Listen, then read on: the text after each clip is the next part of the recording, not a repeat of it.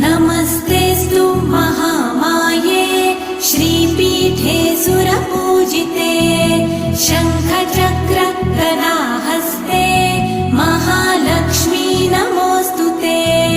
नमस्ते गरुडारूढे कोलासुरभयङ्करी